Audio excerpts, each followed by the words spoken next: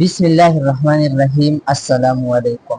نن ټاپک دی زموږ د ډسکشن بلډ ویسل د وینې رګونه ورته په پښتو کې وایي. دا څه ته ویل کېږي؟ غوږ ورته کېږي. زموږ په جسم کې بلډ چې کوم دی، وینه چې کومه ده هغه سرکولیشن کوي. د هارت نه باډي ته ټول جسم ته ځي او بیا د جسم نه واپس راځي هارت ته. اوس تاسو دا سوچ وکئ چې دا وینه د هارت نه باډي ته په څه کې ځي او یا د باډي نه واپس چې هارت ته راځي دا په څه کې راځي. نو د دغې لپاره الله پاک زموږ په جسم کې سپیشل پایپ پیدا کړي، سپیشل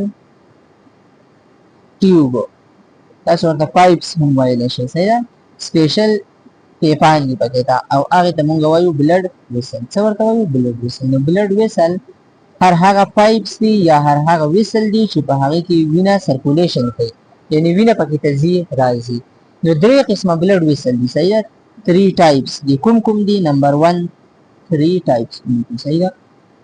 نمبر 1 چې دی هغه دی ارټریز،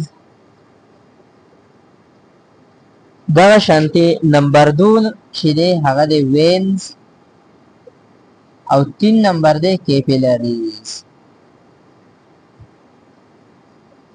دا ټول به ان شاء الله په ډیټیل سره وایو، خو نن به صرف او صرف ارټری وایو. نو راځئ چې ارټری وګورو چې دا څه شی دی. ارټریز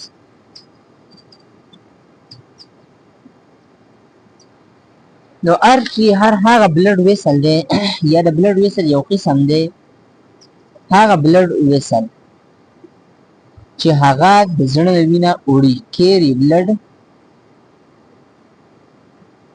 away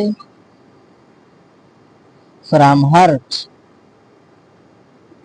د وینې هغه رګونه چې هغه د زړه نه وینه وړي نو هغې ته مونږ څه وایو؟ ارټري ورته وایو. صحیح ده؟ اوس away from heart چې د زړه نه وړي، تاسو ته به څنګه پته لګي چې بیا کنفیوز کېږي؟ نو ګورئ، دا ا نه ارټري او د ا نه away. نو په دې طریقه باندې هم تاسو یادولی شئ چې د ارټري هر هغه بلډ ویسل دي کوم چې د زړه نه وینه وړي. خو دا کومه وینه وړي؟ نو دا هر هغه وینه وړي کومه چې اکسیجنیټډ ده. صحیح ده؟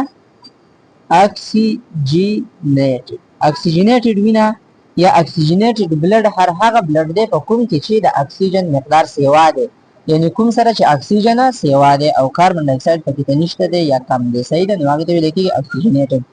نو دا ارټري چې څومره هم دي دا به هغه وینه وړي کومه چې اکسیجنیټډ ده، خو سیوا د یو پلمونري ارټري نه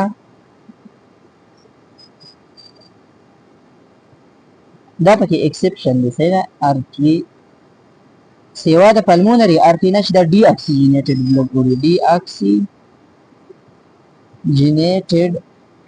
بلډ. دا ډي اکسیجنیټډ بلډ وړي او د څه ځای نه وړي؟ د زړه نه وړي، د رایټ وینټریکل نه. کوم ځای ته؟ لنګس ته. صحیح ده؟ دا به ځان سره یاد ساتئ. لنګس ته دې لپاره وړي چې هلته ورسره اکسیجن شامل شي او دا اکسیجنیټډ شي. دا یاد ساتئ چې څومره هم ارټریز دي هغه به کومه وینه وړي؟ اکسیجنیټډ. خو سیوا د پلمونري ارټري نه چې دا ډي اکسیجنیټډ بلډ د زړه نه لنګس ته وړي، د دې لپاره چې د دې سره اکسیجن شامل شي او دا اکسیجنیټډ شي.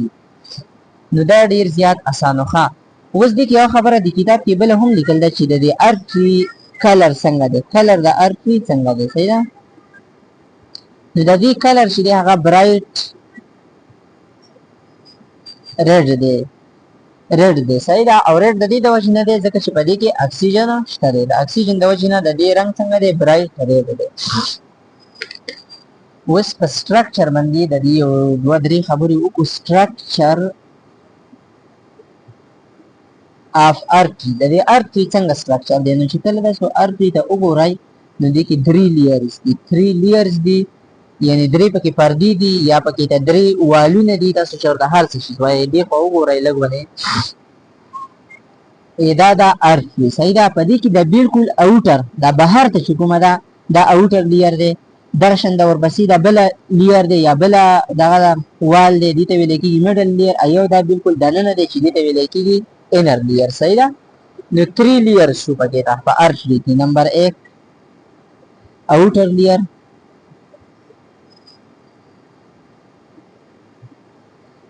دویم نمبر څه میډل لیر،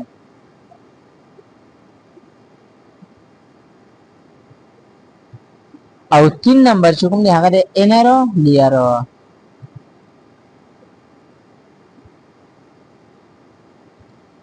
د دې هر چې دی خپل کار دی دغه من دي هم لږ دغه وکړي صحیح ده کوم اوټر لیر چې دی دا د الاستیک ټیشو نه جوړ دی د الاستیک ټیشو نه او د دغه الاستیک ټیشو د وجې نه دا څه کېږي د کې الاستیسیټي ده الاستیک دی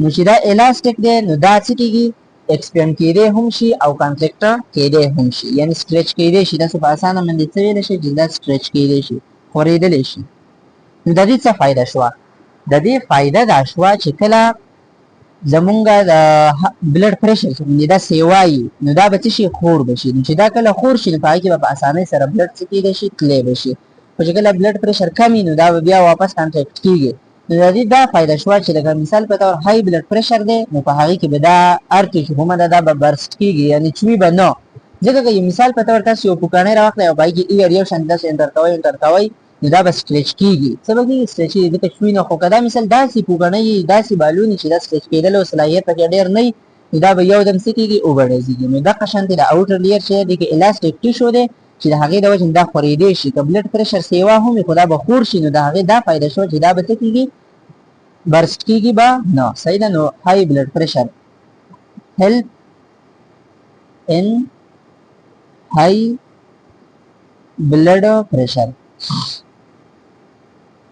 په های بلډ پریشر کې دا څه کوي مدد کوي دویم نمبر چې کوم لیر دی هغه د میډل لیر یعنی په مینس کې نو دا چې کوم لیر دی دا د سموث مسل نه جوړ دی سموث مسل او د الاستیک فایبر نه سموث مسل هر هغه مسل دی چې لکه د دې کوم کانټریکشن دی خورې دا راټولېدل دي یا ریلیکسیشن دی دا زموږ په قابو کې نه دی لکه مثال په طور د سموث مسل زموږ په دای کې موجود دی په زړه کې کارډیک مسل نو هغه مونږ کوم ځای کنټرول کولی شو دغه شان دي زموږ په سټامک کې په معده کې موجود دی خپل کار کوي نو هغه مونږ نشو کنټرول کولی او دغه طریقې سره دا سموث مسل چې کوم دی دا موجود دی په ارتري کې چې دا کانټیکټ کېږي او ریلیکس کېږي خو مونږ یې کنټرول کولی نشو زموږ په اختیار کې دا نه دی او د دې شي فایده دا ده چې دا دې له سټرینث ورکوي ګیو سټرینث دې له سټرینث ورکوي او د دغې د وجې نه دا ډېر زیات پیر له هم دی تک دی صحیح ده او کوم انر لیر چې دی دې ته انډوتیلیم لیر هم ویلی کېږي دا ډېر زیات تین دی نری دی او څه دی انډوتیلیم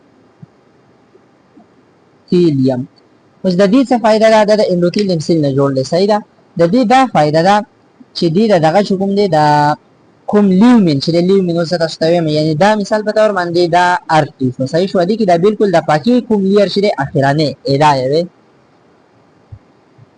ادا لیر چې کوم تل دی دا دغه دا د انډوتیلیم نه جوړ دی د انډوتیلیم دا فایده ده چې دی سموث ساتل دی سموث هموار دی نو په هغې کې وینه په اسانۍ سره تللی شي لکه مثال په طور باندې دا یو سرفیس دی دا یو دا سرفیس دی دا کته کوزي وال شي صحیح نو په دې کې سموث کوم یو دی دا یو دی نو په دې کې به وینه په اسانۍ سره تللی شي ځکه د سموث دی او د بر غاړې رف دی نو په دې کې به بلډ فلو په اسانۍ سره نشي کېدی نو دغه شان د انډوتیلیم چې کوم دی دا انر لیر چې کوم دی دا هم سموث دی نو په دې کې وینه په اسانۍ سره تللی شي او یو بل څیز چې کوم دی هغه د لیومین هغه هم یاد کړئ لیومین څه شی دی نو دا کوم خالی ځای چې دی یا ډډ ځای چې دی هالو space inside artery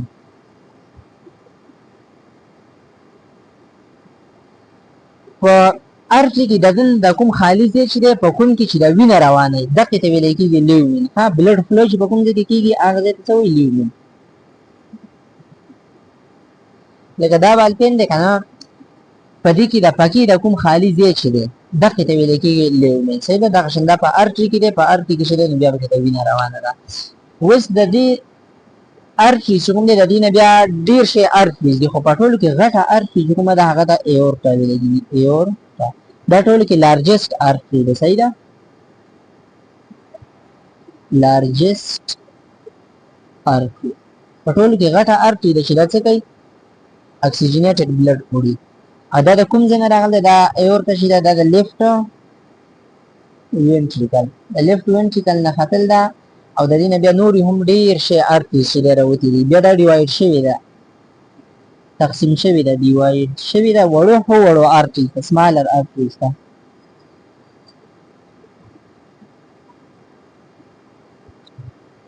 سمالر ارټریز ته ډیوایډ شوی دا او هغه ارټریز چې کله ډیوایډ شوی نه دي ته بیا موږ ارټریول وایو ارټریول دا شانتي دا ارټریول چې کوم دی دا بیا ټیشوز ته څه کیږي انټر کیږي او دا ارټریول بیا تللی دی کیپیلریز ته یعنې بیا څه جوړ شوی دی کیپیلریز صحیح ده دې باندې کیپیلریز باندې به بیا خبره کوو خو دې ځای کې تاسو دا یاد وساتئ چې اورټا چې دا ټولو کې لارجسټ ارټري ده چې د لیفټ وینټریکل نه په پورته ختل ده داسې ختل دي تاسو ته لږ ونټي ګورئ مثال په تور باندې دې ځای کې څه کوي دا زموږ هارت دی